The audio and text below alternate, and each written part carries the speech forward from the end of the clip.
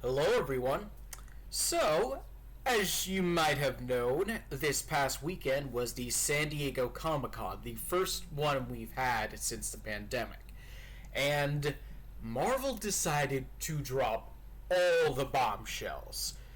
We have not only the remaining announcements for Phase 4, but the entirety of Phase 5, some of Phase 6, and all collectively together being labeled the Multiverse Saga. Now, I wanted to make this video specifically to kind of break down the announcements that we have, what we're going to be seeing in the coming years, and just kind of open a discussion about the stuff that we're going to see, things we might be excited for, things we might be hesitant about, just that kind of thing, just to get a general debate going on.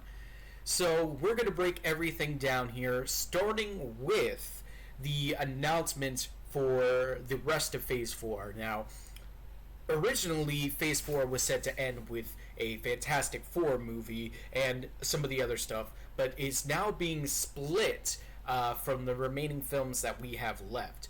The current ones we have here, and I apologize for the quality of some of these pictures. I had to get these screenshots from like secondhand videos, so it's not really the best, but I'm working with what I got here in this little slideshow I put together. So, as far as we know, the only major stuff that we have here for the rest of Phase 4 is going up to the end of this year, 2022. The first of which that we will be getting, hopefully in about a week or two, I think so, August 10th, is I Am Groot. Now, I have information here on my phone about that. So, we got a trailer of it. And as far as like terms of like MCU canon goes, there's been kind of a debate on whether or not it's actually canon to it. It's being treated in the same way the Team Thor shorts were done as promotion for Thor Ragnarok. But I mean, I don't know. I mean, spoilers for Love and Thunder, the Thor's roommate Daryl from those shorts ends up being in that movie, so that kind of puts some weird continuity stuff in, but it's just a fun thing. I think it's going to be a nice little distraction. Something that probably doesn't need to exist, but we're kind of happy we're getting it anyways. So, we do have Vin Diesel coming back as Baby Groot, but also Bradley Cooper's Rocket is going to be somehow involved. So I'm guessing this is probably going to be the origin story for the two meeting up, leading up to the events of the Guardians of the Galaxy movie. And they've actually already shown two of the shorts. One was paired together with Love and Thunder. The other was shown at the Comic-Con exclusively, and yeah, we kind of know what's going on a bit with those, but we are going to get all five of them to stream exclusively on Disney Plus on August 10th. Now, James Gunn's involvement, I don't know exactly. The only thing I know is that he's an executive producer. I don't think he wrote any of the shorts. Kristen Lepore is the director for these shorts, and she wrote a couple of them with Ryan Little also. So yeah, nothing huge going on, but you know, just a little nice distraction before we get to the next really big installment for Phase 4. That is She-Hulk Attorney at Law. Let me go ahead and pull this up. Phone. Now, we recently got another new trailer for it. Now, I'll be honest, when I saw the first trailer, I was kind of iffy on it. Mainly due to the CG on Jennifer Walters, because it really started to tiptoe that uncanny valley, and the smoothness of her skin was starting to remind me of Eric Bana's Hulk from 2003, the 2003 Ang Lee movie, and you don't want to be reminded of how dated those effects are. But I have heard they've been working on it, they've been kind of upscaling it a bit, getting a bit more detail in there, which I saw from the second trailer. It does look better. It looks a little better.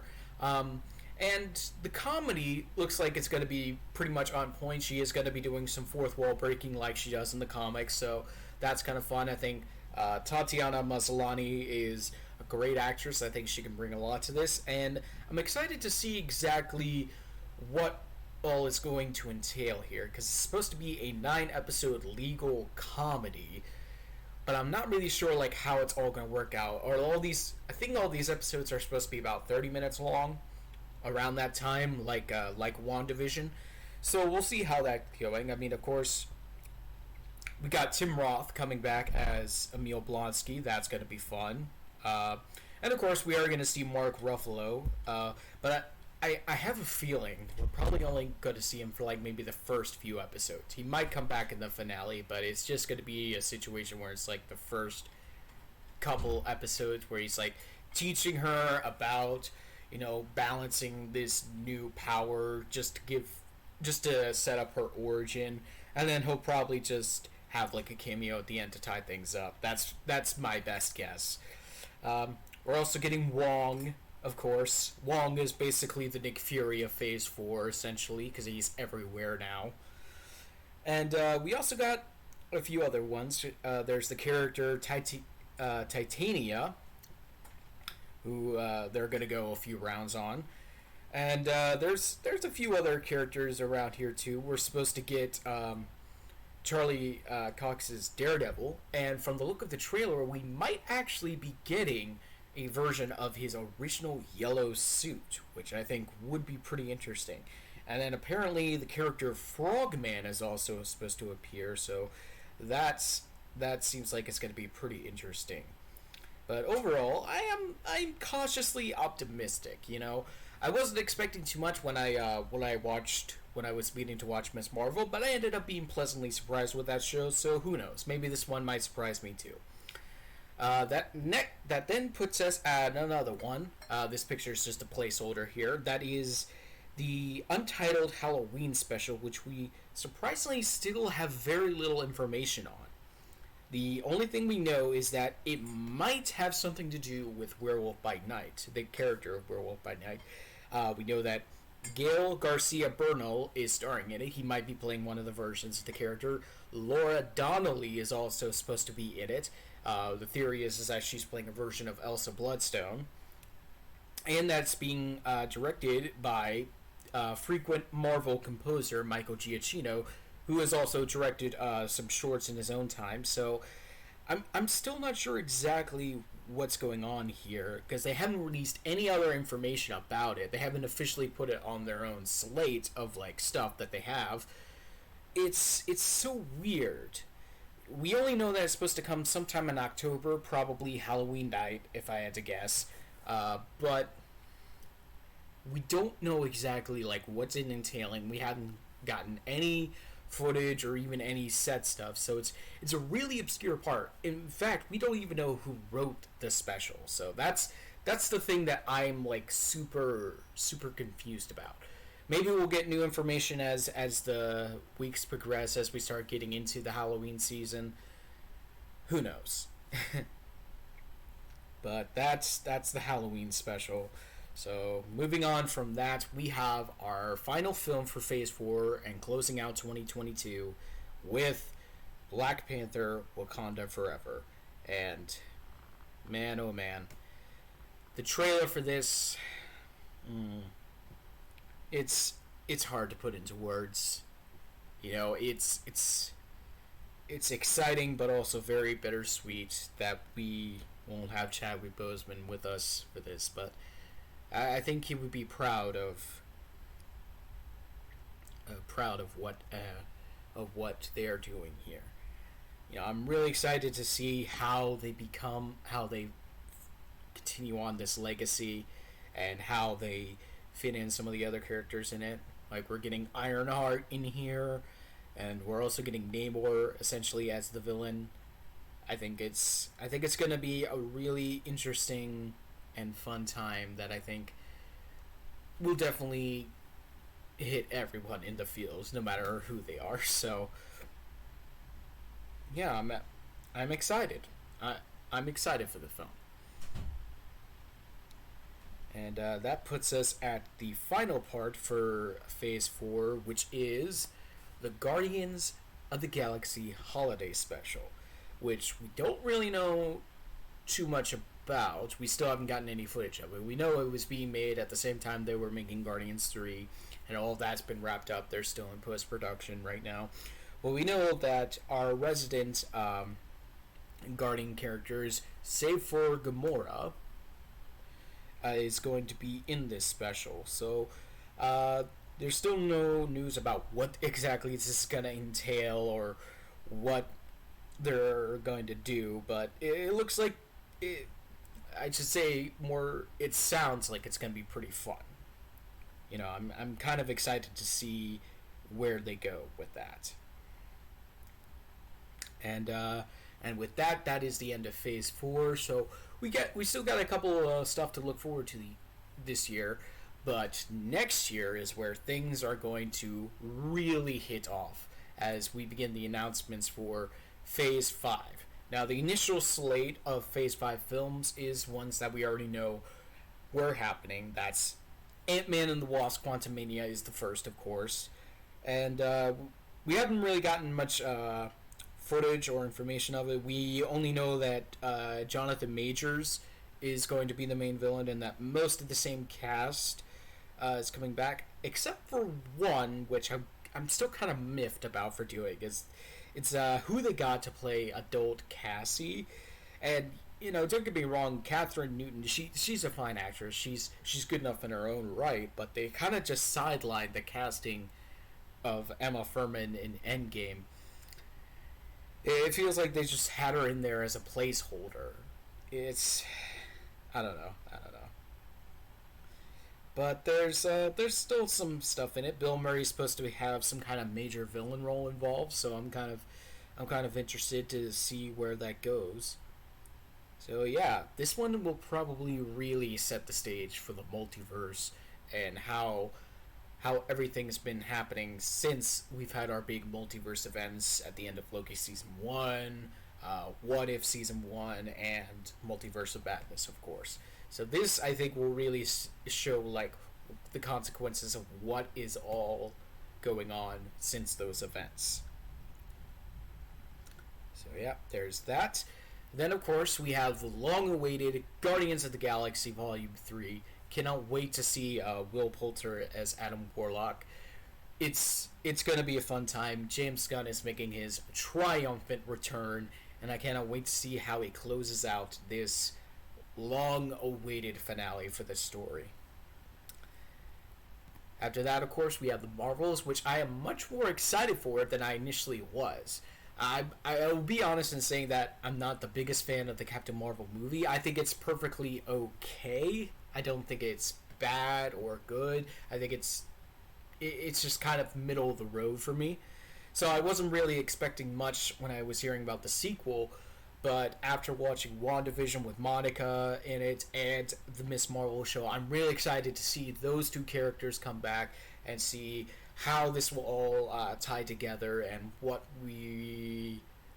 exactly Carol Danvers herself has been doing since then.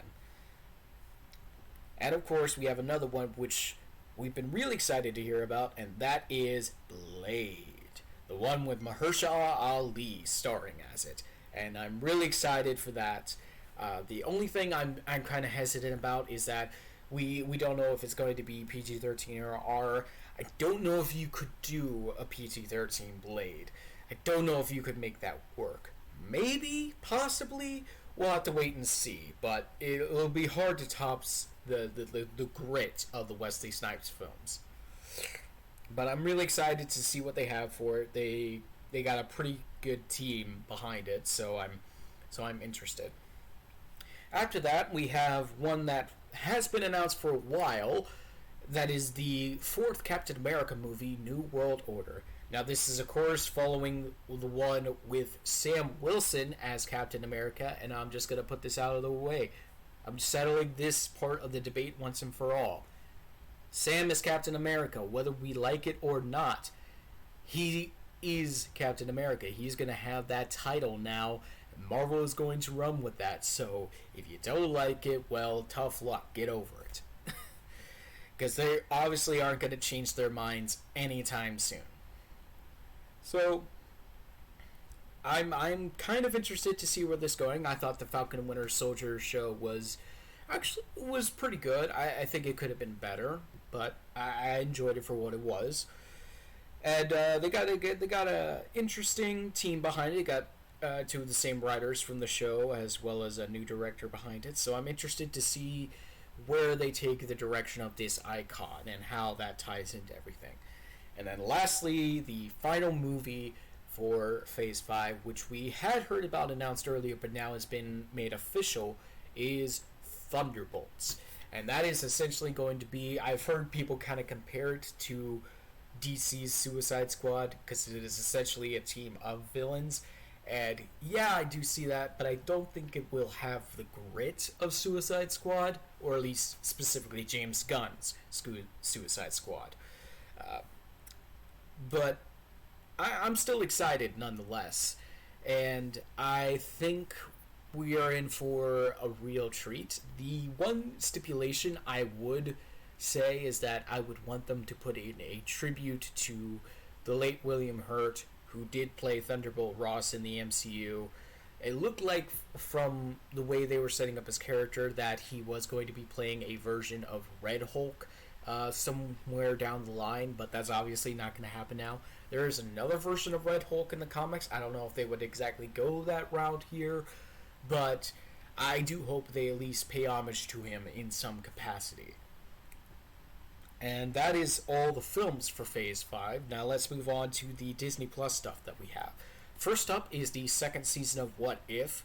Originally, this was supposed to come out sometime this year, but of course, because pandemic and production delays, they kind of had to push it back to early next year. So I imagine we'll probably get that maybe early January or February, sometime around there. Probably at some point around the same time that Quantum Media is in theaters.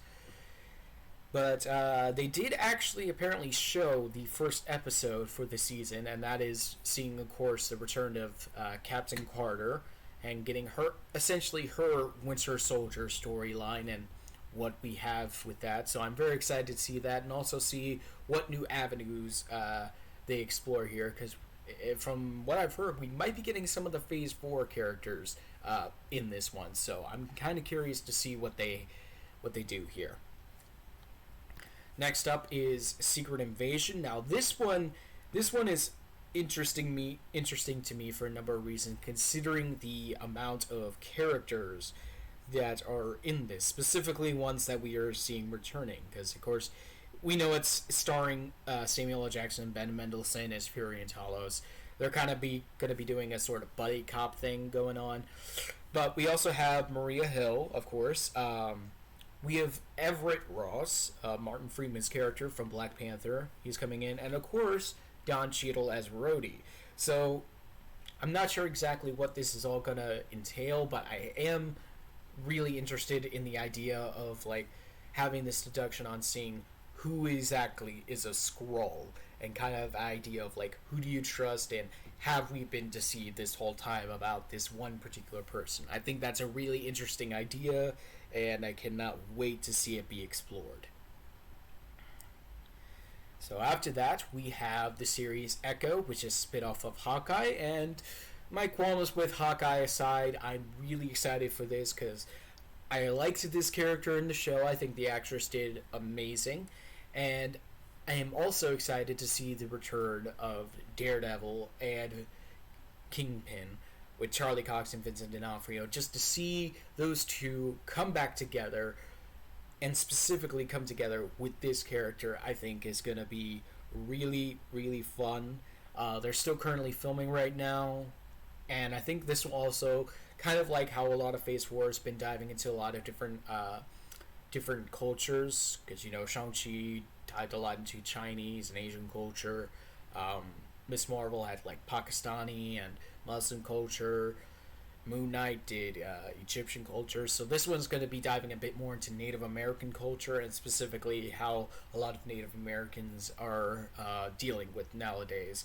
So I'm really excited for that. I can't wait to see what they have going on.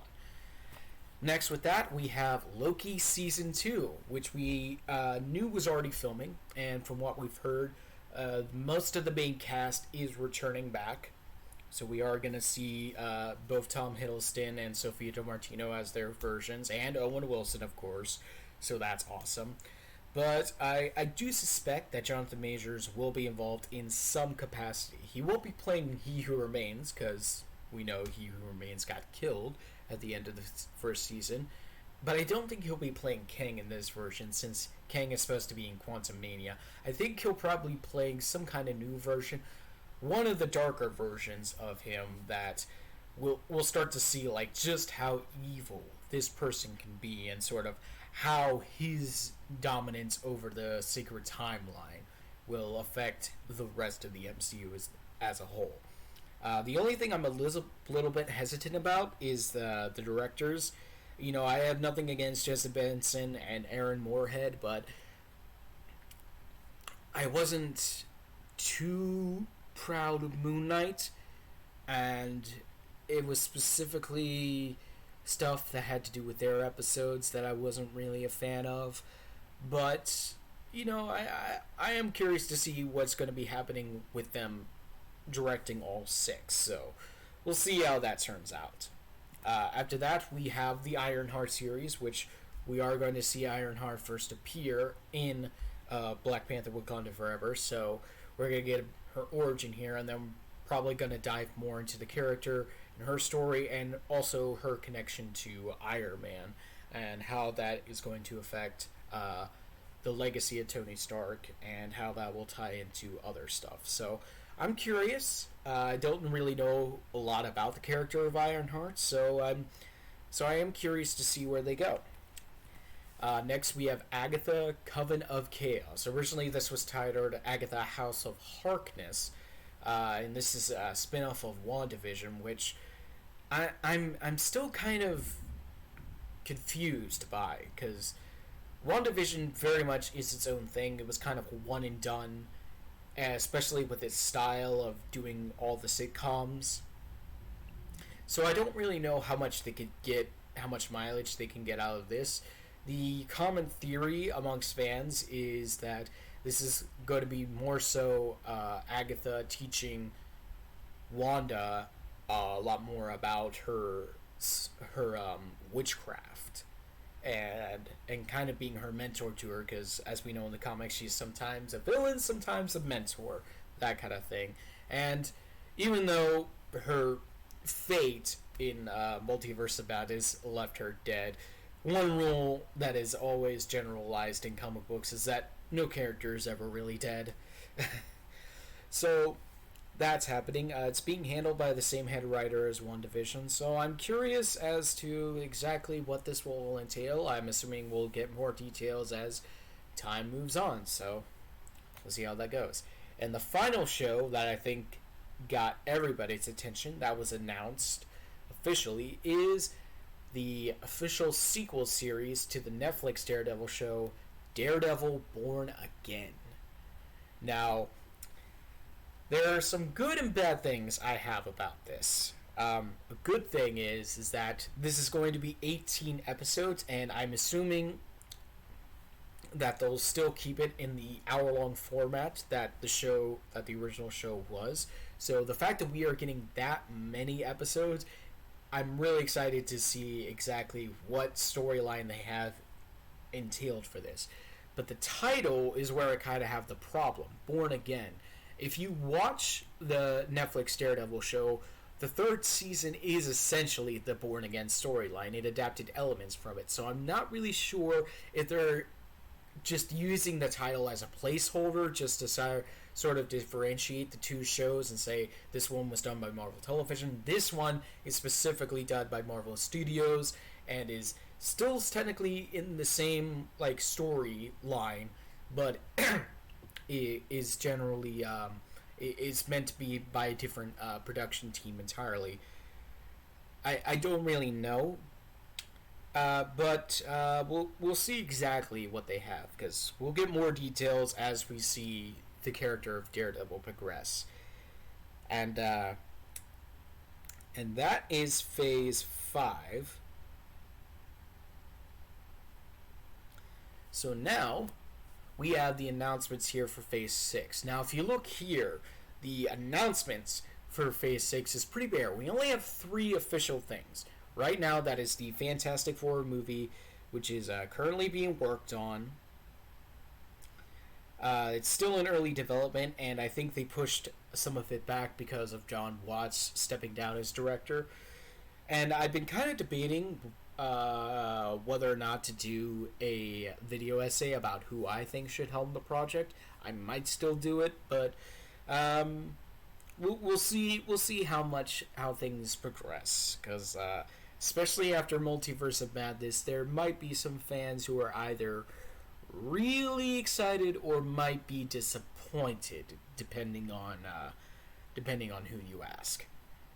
But the biggest bombshell is that we are not getting 1 but 2 Avengers movies in the same year. The first one being Avengers: The Kang Dynasty, and then Avengers: Secret Wars. Now, I'm not sure if this is going to be in the same level of Infinity War and Endgame, where even though the 2 films are separate, they're kind of a back-to-back story. But my best guess is that, given how a lot of what we've been seeing in Phase 4 so far has been kind of building up the character of Kang, and then we're going to see him in Phase 5 with Quantumania, I think he's actually going to be the red herring. Like, this film will essentially be the red herring to kind of distract from the true villain in Secret Wars, which I believe is actually going to be Doctor Doom. Because there is a version of Secret Wars in the comics. There is a version of Secret Wars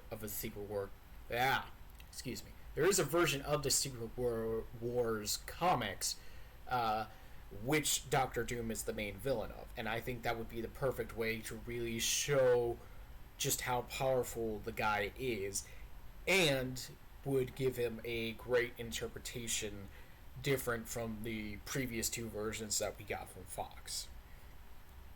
Now, that is the initial announcements for Phase 6, but if we look back on it, we actually have, let's do a count there, 1, 2, 3, 4, 5, 6. We have 8 different slots here. We have 2 for fall of 2024, 1 for winter of 2024, 1 for the winter of 2025, 2 for spring of 2025, and then 2 for summer of 2025. So each of these will probably be filled up by either one of the future films that are still in development or the TV shows. First, let's look at the TV shows that we have, because these are the ones that we know are at least happening and will be released sometime in 2024. The first is Marvel Zombies. That is the spin-off of What If, and most excitingly, it's going to be the first mature-rated MCU Marvel Studios production.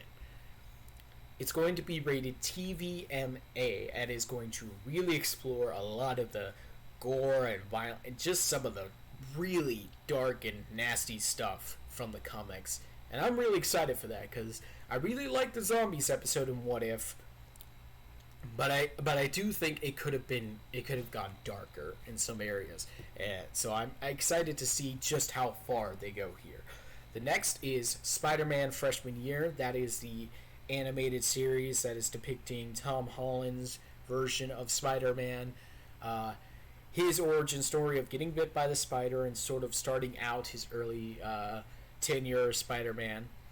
And apparently they've already signed up for a sophomore year, which I'm curious to see about, since sophomore year is essentially right when he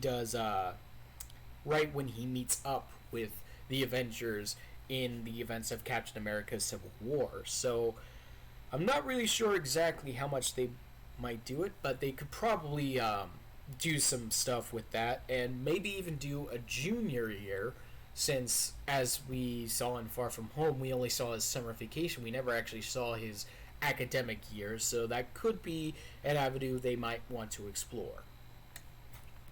Another show that we know is still kind of being worked on. It's been in pre-production for a long time now, and we do have a head writer, at least, with Yasir Lester.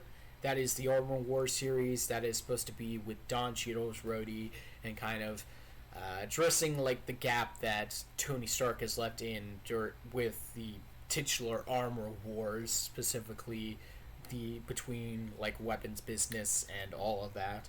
So I think this will probably also fit into the 2024 timeline. In fact, if we go back here, we could probably place the Marvel Zombies and the Spider-Man freshman year in the fall of 2024, and then probably put Armor Wars in the winter of 2024. So after that, let's talk about the other movies that are in development, still in early development. That is Deadpool 3. This is just a Photoshop. But we do know at least the writer, and we do have a director, Sean Levy, a frequent collaborator of Ryan Reynolds. Reynolds is also producing, so there's that. We don't really have a lot of details about what it's going to be. We only know that it is still going to be R-rated, which I know myself and many fans are happy for. So we'll see exactly just what this is going to entail and how this will all tie into what's going on. But I would wager this will probably be a 2025 movie, given its development right now. Next is a confirmed sequel for Spider-Man No Way Home, our fourth MCU Spider-Man, Tom Holland coming back. Depending on how long this is going to take on if whether or not they get the same team back, if specifically they get John Watts back to direct as well. So we'll see how that goes. But of course, considering how well No Way Home did, I think both Marvel and Sony are definitely wanting to do another big film. And speaking of sequels, we also have the Shang-Chi sequel that Destin Daniel Cretton is working on. We could see that. And then finally there is, of course, this Mutants X-Men movie, whatever Marvel eventually decides to call it, which has been in development for quite a while now. We don't really know when it's exactly is going to happen, but we'll probably get more information as we start to see more and more of the X-Men characters and mutant characters get introduced in the MCU.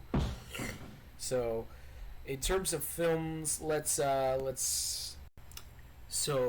place Deadpool 3 in the early winter spot for 2025, and then we'll place the Spider-Man and Shang-Chi sequels in spring.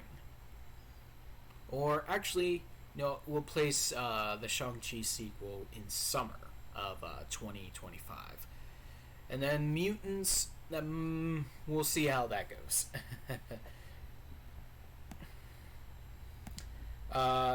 In terms of whatever's left for being developed for Disney Plus, we have a Nova-centered series being spearheaded by Sabir Perzada, who was a writer on Moon Knight and Miss Marvel, and I'm interested to see this. I think Nova, it's something that's been teased for a while since Guardians 1, so we'll see how that goes. We also got a Wakanda series. Still no news about that, about what exactly that's going to entail. I imagine we'll get more information after Wakanda Forever comes out, so we'll see how that goes. Curious about that. There's also, of course, a third season of What If. It was the intention, according to executive producer Brad Winterbaum, to release a new season annually. So we'll see exactly how well that goes. And then, lastly, there is a Wonder Man series that's in development from Destin Daniel Cretton with Andrew Ress writing. This is just a Photoshop of Nathan Fillion here because he played a version of him in the MODOK series on Hulu, and he was originally set to play the character in different cameos in Guardians of the Galaxy before they were cut. But yeah, there's that. So, and let me go back here for a second. So yeah, we can put I think we could put the. I think just for regular placeholders, we'll put maybe third season of What If in spring of 2024, and then we'll put Nova in summer 2025. Just because. Um, yeah, and then everything else will be developed later on. The last thing we know is that we have Marvel Studios' X-Men 97, the official continuation of the animated series from the 90s. Even though this is being made by Marvel Studios, is not being set in the MCU, though there has been some theories and kind of discussion about whether or not these might be the launch pad for X-Men being in the MCU, and I could see that being very well possible. They apparently at the Comic-Con they were shown some storyboards and concepts, just some stuff to kind of show exactly what they're doing with this show. It's still early in production, but this will be very exciting to see. So we'll probably get more information from all of this stuff at D23 happening later this year. But I just wanted to kind of talk and discuss a bit because this is a lot that we have here, and I thought it was really interesting just to sit down and see all that we have here and how very confident they were in putting this as the Multiverse Saga, because for a while it's been touch and go. Like, I'll say Phase 4 has had some good ones, but for the most part it's kind of been feeling like they're still trying to find their way after Endgame and after closing off the Infinity Saga. So I think now with the Multiverse Saga they might have their footing here. They might be figuring out, okay, where they need to go next. So I'm excited. As a fan, I am very excited. So I want you guys to share your thoughts on what you think about all these announcements. Are there any things that you like? Any things that you don't like? I genuinely want to know. I want to open up a discussion here. And also, just as a little update about my retrospective series for the MCU, I am going to be doing the television shows from Marvel Television, and I am going to be getting to them pretty soon. It's just been kind of a really busy personally in my life right now, and I've still kind of been taking a break since doing my Infinity Saga retrospective, which took a lot out of me, a lot more than I expected. So that's going to do it for this video.